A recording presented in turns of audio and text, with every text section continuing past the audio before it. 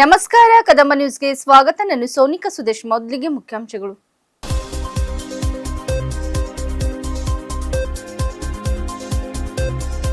ಹನುಮಾನ್ ಮಂದಿರ ಕಳಸಾರೋಹಣಕ್ಕೆ ಸಚಿವ ಈಶ್ವರ್ ಖಂಡ್ರೆ ಚಾಲನೆ.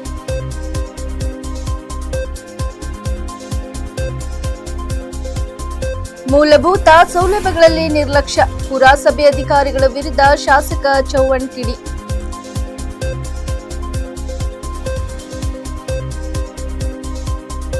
ಬೀದರ್ ಗುರುನಾನಕ್ ಖಾಸಗಿ ಆಸ್ಪತ್ರೆಯಲ್ಲಿ ಅಗ್ನಿ ಅವಘಡ.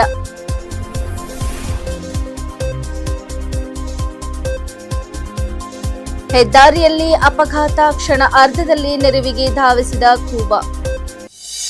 ಸುದ್ದಿಯ ವಿವರಗಳು. ಭಾಲ್ಕಿ ನಗರದ ದಾಡ್ಗಿ ಬೇಸೋಣಿಯ ಶ್ರೀ ಹನುಮಾನ್ ಮಂದಿರದಲ್ಲಿ ಕಳಸಾರೋಹಣ ಮಹೋತ್ಸವವು ಅದ್ದೂರಿಯಾಗಿ ನೆರವೇರಿತು. ಜಿಲ್ಲಾ ಉಸ್ತುವಾರಿ ಸಚಿವ ಈಶ್ವರ್ ಖಂಡ್ರೆ ಅವರು ಕಾರ್ಯಕ್ರಮದಲ್ಲಿ ಭಾಗವಹಿಸಿ ಶ್ರೀ ಆಂಜನೇಯ ಸ್ವಾಮಿಯ ದರ್ಶನ ಪಡೆದು ಕಳಸ ಪೂಜೆ ನೆರವೇರಿಸಿ ಕಳಸಾರೋಹಣಕ್ಕೆ ಚಾಲನೆ ನೀಡಿದರು. ಈ ಸಂದರ್ಭದಲ್ಲಿ ಮಾತನಾಡಿದ ಸಚಿವರು, ದೇವಸ್ಥಾನಗಳು ನಮ್ಮ ಆಧ್ಯಾತ್ಮಿಕ ಬದುಕಿಗೆ ಶಕ್ತಿ ನೀಡುವ ಕೇಂದ್ರಗಳಾಗಿವೆ ಎಂದು ತಿಳಿಸಿದರು. ಈ ಮಂದಿರದ ಜೀರ್ಣ ಉದ್ಧಾರಕ್ಕಾಗಿ ಸುಮಾರು 8 ಲಕ್ಷ ಅನುದಾನ ನೀಡಲಾಗಿದ್ದು, ಭಕ್ತರ ಸಹಕಾರದಿಂದ ಮಂದಿರವನ್ನು ಸುಂದರವಾಗಿ ನಿರ್ಮಾಣ ಮಾಡಿರುವುದು ಸಂತೋಷದ ಸಂಗತಿ ಎಂದು ಹೇಳಿದರು. ಇಂತಹ ಪವಿತ್ರ ಸ್ಥಳಗಳು ಮನಸ್ಸಿಗೆ ಶಾಂತಿ ಹಾಗೂ ನೆಮ್ಮದಿ ನೀಡುವುದರ ಜೊತೆಗೆ ಸಮಾಜದಲ್ಲಿ ಸೌಹಾರ್ದತೆ ಮತ್ತು ಒಗ್ಗಟ್ಟನ್ನು ಬೆಳೆಸುವಲ್ಲಿ ಪ್ರಮುಖ ಪಾತ್ರ ವಹಿಸುತ್ತವೆ ಎಂದರು. ಔರಾದ್ ಪಟ್ಟಣದ ಮೂಲಭೂತ ಸೌಲಭ್ಯಗಳ ಸಮಸ್ಯೆಗಳ ಬಗ್ಗೆ ಕಿಡಿಕಾರಿದ ಶಾಸಕ ಪ್ರಭು ಚವ್ಹಾಣ್ ಅವರು ಪುರಸಭೆ ಅಧಿಕಾರಿಗಳನ್ನು ತೀವ್ರ ತರಾಟೆಗೆ ತೆಗೆದುಕೊಂಡ ಘಟನೆ ಔರಾದ್ ಪುರಸಭೆ ಸಭಾಂಗಣದಲ್ಲಿ ನಡೆದಿದ್ದ ಅಧಿಕಾರಿಗಳ ಸಭೆಯಲ್ಲಿ ನಡೆದಿದೆ. ಸಭೆಯಲ್ಲಿ ಮಾತನಾಡಿದ ಶಾಸಕ ಚವ್ಹಾಣ್ ಅವರು ಪಟ್ಟಣಕ್ಕೆ ಸಮರ್ಪಕವಾಗಿ ಕುಡಿಯುವ ನೀರು ಸರಬರಾಜು ಮಾಡುವಲ್ಲಿ ಪುರಸಭೆ ಸಂಪೂರ್ಣ ವಿಫಲವಾಗಿದೆ ಎಂದು ಆರೋಪಿಸಿದರು.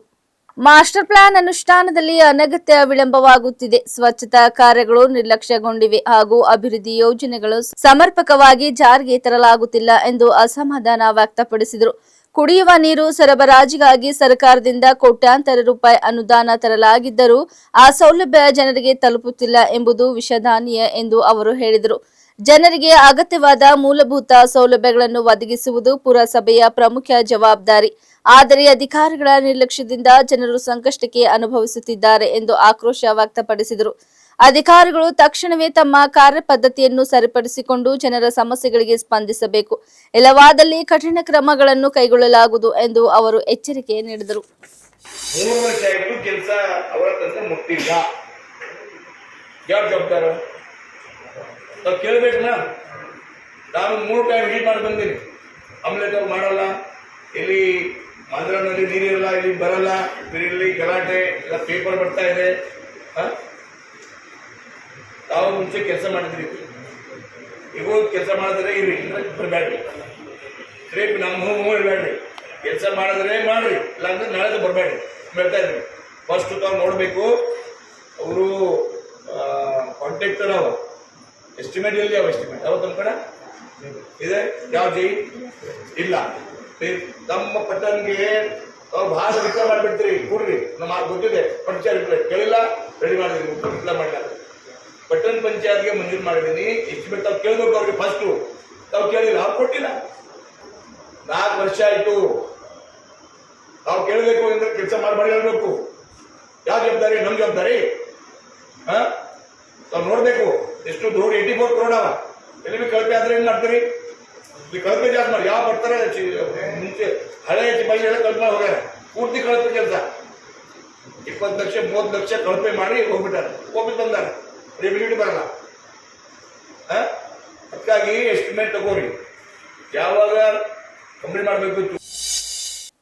ನಗರದ ಗುರುನಾನಕ್ ಖಾಸಗಿ ಆಸ್ಪತ್ರೆಯಲ್ಲಿ ಇಂದು ಅಗ್ನಿ ಅವಘಡ ಸಂಭವಿಸಿದೆ. ಬೆಳಗ್ಗೆ ಸುಮಾರು 10:35 ಸುಮಾರಿಗೆ ಶಾರ್ಟ್ ಸರ್ಕ್ಯೂಟ್ನಿಂದಾಗಿ ಆಸ್ಪತ್ರೆಯ ಅಕೌಂಟ್ ರೂಮ್ನಲ್ಲಿ ಬೆಂಕಿ ಕಾಣಿಸಿಕೊಂಡಿದ್ದು, ಕೆಲವೇ ಕ್ಷಣಗಳಲ್ಲಿ ಗೈನಕಾಲಜಿ ವಿಭಾಗ ಹಾಗೂ ಡಯಾಲಿಸಿಸ್ ಕೊಠಡಿಗೂ ವಿಸ್ತರಿಸಿಕೊಂಡಿತು. ಇದರ ಪರಿಣಾಮವಾಗಿ ಆಸ್ಪತ್ರೆಯೊಳಗೆ ಗೊಂದಲದ ಪರಿಸ್ಥಿತಿ ಉಂಟಾಗಿ ಹೊಗೆ ತುಂಬಿದ ಹಿನ್ನೆಲೆಯಲ್ಲಿ ರೋಗಿಗಳು ಹಾಗೂ ಸಿಬ್ಬಂದಿ ಆತಂಕಕ್ಕೀಡಾದರು. ಘಟನೆ ತಿಳಿಯುತ್ತಿದ್ದಂತೆಯೇ ಆಸ್ಪತ್ರೆಯ ಸಿಬ್ಬಂದಿ, ಅಗ್ನಿಶಾಮಕ ದಳ ಹಾಗೂ ಸಂಬಂಧಿತ ಇಲಾಖೆಗಳ ಸಿಬ್ಬಂದಿ ತಕ್ಷಣವೇ ಸ್ಥಳಕ್ಕಾಗಮಿಸಿ ಬೆಂಕಿ ನಿಯಂತ್ರಣಕ್ಕೆ ಕ್ರಮ ಕೈಗೊಂಡರು. ಸಿಬ್ಬಂದಿಯ ಚುರುಕಿನ ಕಾರ್ಯಾಚರಣೆಯಿಂದ ಎಲ್ಲ ರೋಗಿಗಳನ್ನು ಸುರಕ್ಷಿತವಾಗಿ ಹೊರಗೆ ಸ್ಥಳಾಂತರಿಸಲಾಯಿತು. ಸುಮಾರು 15ಕ್ಕೂ ಹೆಚ್ಚು ರೋಗಿಗಳನ್ನು ಸರ್ಕಾರಿ ಆಸ್ಪತ್ರೆಗೆ ಸ್ಥಳಾಂತರಿಸಲಾಗಿದೆ. ಸದ್ಯ ಈ ಅವಘಡದಲ್ಲಿ ಯಾವುದೇ ಪ್ರಾಣ ಅಪಾಯ ಸಂಭವಿಸಿಲ್ಲ ಎಂಬುದು ಸಮಾಧಾನಕರ ಸಂಗತಿಯಾಗಿದೆ. ಸಮಯೋಚಿತ ಕ್ರಮದಿಂದ ದೊಡ್ಡ ಅನಾಹುತ ತಪ್ಪಿದಂತಾಗಿದೆ ಎಂದು ತಿಳಿದು ಬಂದಿದೆ.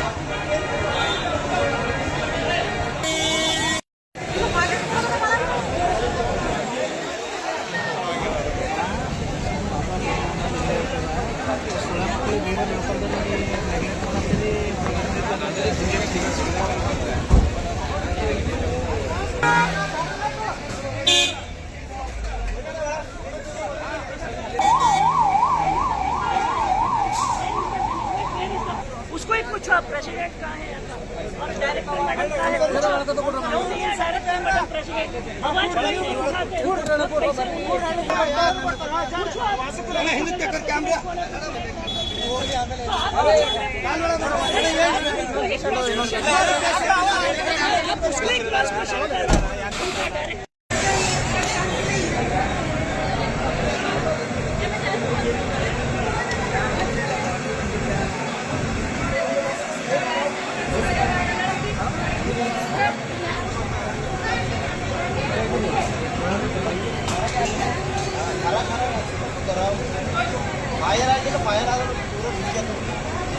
ಸನ್ನಿ ಒಳಗೆ ಇಟ್ಕೋ ಬೇಟು ಅಂಕುಶ್ ಅಣ್ಣ ಕರೀಲ್ಲ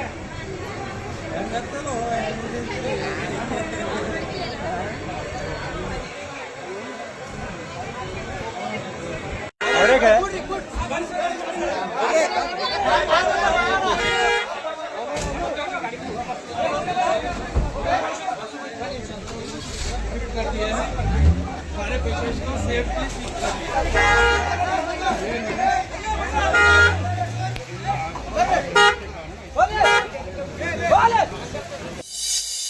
ಔರಾದ್ ರಾಷ್ಟ್ರೀಯ ಹೆದ್ದಾರಿಯ ಕೌಠಾಕೆ ಗ್ರಾಮದ ಸಮೀಪ ಕಾರು ಪಲ್ಟಿಯಾಗಿ ಬಿದ್ದಿರುವ ಘಟನೆ ನಡೆದಿದ್ದು, ಸ್ಥಳದಿಂದ ತೆರಳುತ್ತಿದ್ದ ಮಾಜಿ ಕೇಂದ್ರ ಸಚಿವ ಶ್ರೀ ಭಗವಂತ್ ಖೂಬಾ ಅವರು ತಕ್ಷಣ ಕಾರನ್ನು ಗಮನಿಸಿ ಮಾನವೀಯತೆ ತೋರಿದ್ದಾರೆ. ಘಟನೆ ಗಮನಿಸಿದ ಖೂಬಾ ಅವರು ತಕ್ಷಣ ವಾಹನ ನಿಲ್ಲಿಸಿ ಸ್ಥಳಕ್ಕೆ ಧಾವಿಸಿ ಕಾರಿನಲ್ಲಿದ್ದ ಯುವಕರ ಆರೋಗ್ಯ ವಿಚಾರಿಸಿದರು. ಅಪಘಾತದಿಂದ ಆತಂಕಗೊಂಡಿದ್ದ ಇಬ್ಬರು ಯುವಕರಿಗೆ ಧೈರ್ಯ ತುಂಬಿ ಅಗತ್ಯ ಸಹಾಯ ಒದಗಿಸಿದರು. ಗಾಯಾಳು ಯುವಕರು ಕೋಲ್ಕತ್ತಾ ಹಾಗೂ ಆಂಧ್ರಪ್ರದೇಶದವರು ಆಗಿದ್ದು, ತಮ್ಮ ಸ್ನೇಹಿತನ ಮದುವೆಗಾಗಿ ಉದ್ಗೀರ್ ಕಡೆಗೆ ಪ್ರಯಾಣಿಸುತ್ತಿದ್ದರು ಎಂಬುದು ತಿಳಿದು ಬಂದಿದೆ. ಕಾರು ಪಲ್ಟಿಯಾದರೂ ಇಬ್ಬರು ಸೀಟ್ ಬೆಲ್ಟ್ ಧರಿಸಿದ್ದರಿಂದ ಯಾವುದೇ ಗಂಭೀರ ಗಾಯಗಳಿಲ್ಲದೆ ಪಾರಾಗಿದ್ದಾರೆ. ಸ್ಥಳದಲ್ಲಿದ್ದವರಿಗೆ ಸಹಾಯ ಮಾಡುವಂತೆ ಸೂಚನೆ ನೀಡಿದ ಖೂಬಾ ಅವರು ಅಗತ್ಯವಿದ್ದರೆ ತಕ್ಷಣ ವೈದ್ಯಕೀಯ ನೆರವು ಒದಗಿಸಲು ಕ್ರಮ ಕೈಗೊಳ್ಳುವಂತೆ ತಿಳಿಸಿದರು. ಅಪಘಾತದ ಸಂದರ್ಭದಲ್ಲಿ ಸೀಟ್ ಬೆಲ್ಟ್ ಧರಿಸುವ ಮಹತ್ವವನ್ನು ಈ ಘಟನೆ ಮತ್ತೊಮ್ಮೆ ಸಾಬೀತುಪಡಿಸಿದೆ.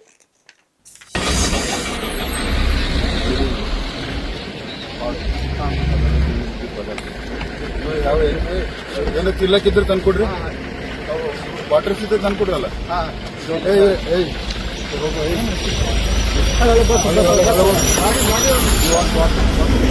ಬಾಟಲ್, ನೀರಾಗಿನ ಬಾಟಲ್ ಏನೋ ತಿಲ್ಲಕ್ಕ ತಂದ್ಕೊಡು ಗಾಡಿ.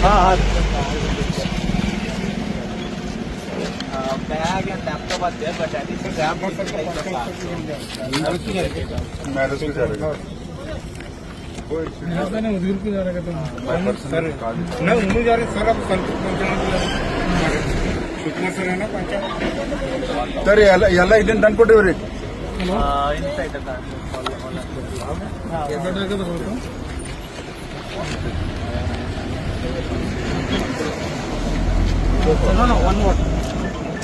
कवर अप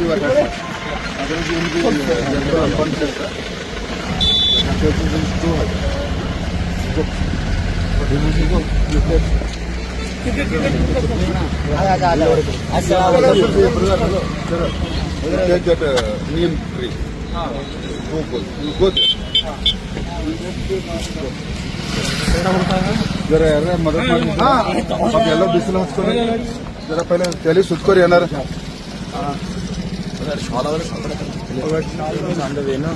खाली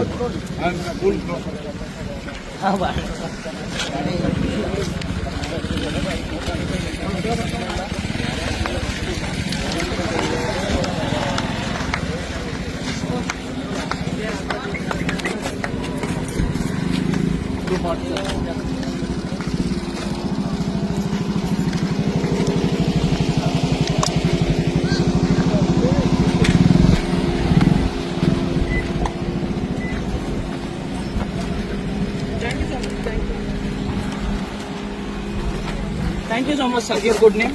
बहुत खूप Thank you so much. Thank you, sir. God. Namaskar.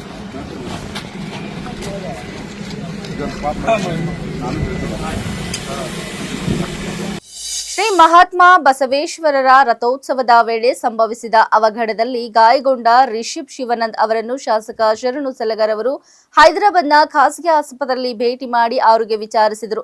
ರಥೋತ್ಸವದ ಸಮಯದಲ್ಲಿ ರಥದ ಚಕ್ರಕ್ಕೆ ಸಿಲುಕಿದ ಪರಿಣಾಮ ರಿಷಿಬ್ ಅವರಿಗೆ ಗಂಭೀರ ಗಾಯಗಳಾಗಿದ್ದು ತಕ್ಷಣವೇ ಅವರನ್ನು ಆಸ್ಪತ್ರೆಗೆ ದಾಖಲಿಸಲಾಗಿತ್ತು. ಇಂದು ಆಸ್ಪತ್ರೆಗೆ ಭೇಟಿ ನೀಡಿದ ಶಾಸಕ ಶರಣು ಸಲಗರ್ ಅವರು ಗಾಯಾಳುವಿನೊಂದಿಗೆ ಮಾತನಾಡಿ ಧೈರ್ಯ ತುಂಬಿ ಶೀಘ್ರ ಗುಣಮುಖರಾಗಲೆಂದು ಹಾರೈಸಿದರು. ಈ ಸಂದರ್ಭದಲ್ಲಿ ಕುಟುಂಬ ಸದಸ್ಯರೊಂದಿಗೆ ಕೂಡ ಮಾತನಾಡಿದ ಅವರು ಚಿಕಿತ್ಸಾ ವೆಚ್ಚಕ್ಕಾಗಿ ತಮ್ಮ ವೈಯಕ್ತಿಕ ನಿಧಿಯಿಂದ 2 ಲಕ್ಷ ನೆರವು ನೀಡಿದರು. ಅಲ್ಲದೆ ಸರ್ಕಾರದ ಉದ್ಯೋಗ ಒದಗಿಸುವುದಾಗಿ ಭರವಸೆ ನೀಡಿದ ಅವರು ಭವಿಷ್ಯದಲ್ಲಿ ತ್ರಿಚಕ್ರ ವಾಹನವನ್ನು ಕೂಡ ಒದಗಿಸಲಾಗುವುದು ಎಂದು ತಿಳಿಸಿದರು. ನಿಮ್ಮ ಕುಟುಂಬದೊಂದಿಗೆ ನಾನು ಇದ್ದೇನೆ, ಯಾವುದೇ ರೀತಿಯ ಭಯಪಡಬೇಡಿ, ಇನ್ನಷ್ಟು ಸಹಾಯ ಬೇಕಾದರೆ ಯಾವಾಗ ಬೇಕಾದರೂ ಸಂಪರ್ಕಿಸಿ ಎಂದು ಹೇಳಿ ಕುಟುಂಬಸ್ಥರಿಗೆ ಧೈರ್ಯ ತುಂಬಿದರು.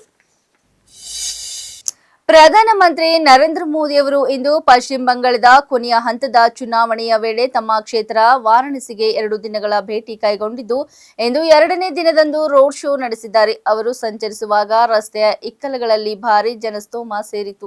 ಪ್ರಧಾನಮಂತ್ರಿಯವರ ರೋಡ್ ಶೋ ಬನ್ರಾಸ್ ಲೋಕೋಮೋಟಿವ್ ವರ್ಕ್ಸ್ ಇಂದ ಆರಂಭಗೊಂಡಿದ್ದು ಲಹಾರ್ತಾರ, ಕಚ್ಚಹರಿ, ಅಂಬೇಡ್ಕರ್ ಚೌರಾಹಾ, ಚೌಘಟ್, ತೇಲಿಯಾಬಾಗ್, ಲಹೋರಿ ಬೀರ್ ಮತ್ತು ಮೈದಾನ್ಗಿ ಮೂಲಕ ಸಾಗುತ್ತಾ ಅಂತಿಮವಾಗಿ ಕಾಶಿ ವಿಶ್ವನಾಥ ದೇಗುಲದಲ್ಲಿ ಕೊನೆಗೊಂಡಿತು. ಕಾಶಿ ವಿಶ್ವನಾಥನ ಸನ್ನಿಧಿಯಲ್ಲಿ ಪೂಜೆ ಕೈಂಕರ್ಯ ಕೈಗೊಂಡ ಪ್ರಧಾನಮಂತ್ರಿಗಳು ತ್ರಿಶೂಲ ಹಿಡಿದು ಡಮರು ನುಡಿಸಿದರು. ಪ್ರಧಾನಮಂತ್ರಿಗಳು 594 ಕಿಲೋಮೀಟರ್ ಉದ್ದದ ಗಂಗಾ ಎಕ್ಸ್‌ಪ್ರೆಸ್ ವೇವನ್ನು ಉದ್ಘಾಟಿಸಿದ್ದಾರೆ. ಇದು ಮೇರಠ್ ಮತ್ತು ಪ್ರಯಾಗ್ರಾಜ್ ನಗರಗಳನ್ನು ಸಂಪರ್ಕಿಸುವ ಪ್ರಮುಖ ಮೂಲಸೌಕರ್ಯ ಯೋಜನೆಯಾಗಿದೆ. ಈ ವೇಗದ ಮಾರ್ಗವು ಉತ್ತರ ಪ್ರದೇಶದ ಸಂಪರ್ಕವನ್ನು ಹೆಚ್ಚಿಸುವುದರ ಜೊತೆಗೆ ಕೈಗಾರಿಕಾ ಹೂಡಿಕೆ, ಲಾಜಿಸ್ಟಿಕ್ಸ್, ಕೃಷಿ ಮಾರುಕಟ್ಟೆ ಮತ್ತು ಪ್ರಾದೇಶಿಕ ಅಭಿವೃದ್ಧಿಗೆ ಉತ್ತೇಜನ ನೀಡಲಿದೆ. ಉತ್ತರ ಪ್ರದೇಶ ಮುಖ್ಯಮಂತ್ರಿ ಯೋಗಿ ಆದಿತ್ಯನಾಥ್ ಈ ಯೋಜನೆ ರಾಜ್ಯದ ಅಭಿವೃದ್ಧಿಗೆ ಹೊಸ ಅಧ್ಯಾಯವನ್ನು ಬರೆಯಲಿದೆ ಎಂದು ಹೇಳಿದ್ದಾರೆ. ಈ ಎಕ್ಸ್‌ಪ್ರೆಸ್ ವೇ ಗ್ರಾಮಗಳು, ರೈತರು, ಉದ್ಯಮಿಗಳು ಮತ್ತು ಯುವಕರನ್ನು ಸಂಪರ್ಕಿಸುವ ಜೀವನಡಿ ಎಂದು ವಿವರಿಸಿದರು. स्वस्तिस्तु विनाशाख्या पुण्यकल्याण विनायकं प्रियाचन्द्रिं ब्रुवन्तु शान्ति ब्रह्म शान्ति सर्वगुं शान्तिः शान्तिरेव शान्तिः सामा शान्तिरेधि अब्रो अकारिखं जिषोरशशबारं नस्य धाम अनुभधमावहमादय स्वं दुभ्याय चानन्याय च प्रसूवरीः अश्वायि वषदिद्वरीर्वीरुरः पारैषवः दुर्वाङ्कुरान् समर्पयामि काशीश्वेश्वर साम्ब सदाशिवाय नमः परिबाधमानः हस्तघ्नो विश्वाभ्यो विद्वान् पुमान् पुमान् कुशं परिपातु विश्वतः गौरं करुणावतारं सञ्जारसारं भुजगेन्द्रहारं सदा वसन्तं हृदयारविन्दे भवं भवानी नमः पार्वतीपतये हर हर महा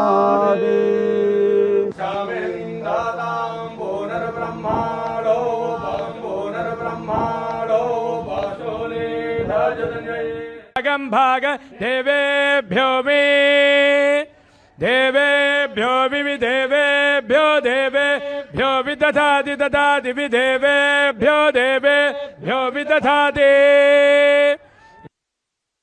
देवीय सज्जनों, अब मैं निवेदन करूंगा माननीय प्रधानमंत्री महोदय से वे अपने कर कमलों से रिमोट का बटन दबाकर गंगा एक्सप्रेसवे का लोकार्पण करने की कृपा करें।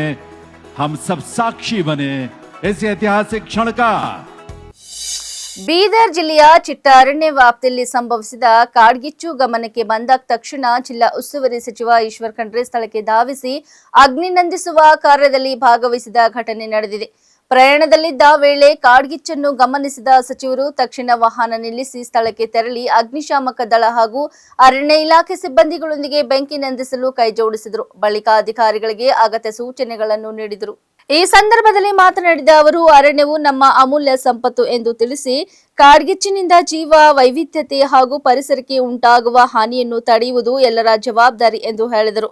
ಮುಂದಿನ ದಿನಗಳಲ್ಲಿ ಇಂತಹ ಘಟನೆಗಳು ಮರುಕಳಿಸದಂತೆ ಮುನ್ನೆಚ್ಚರಿಕಾ ಕ್ರಮಗಳನ್ನು ಬಲಪಡಿಸಲು ಸಂಬಂಧಿತ ಅಧಿಕಾರಿಗಳಿಗೆ ಸೂಚನೆ ನೀಡಿದರು.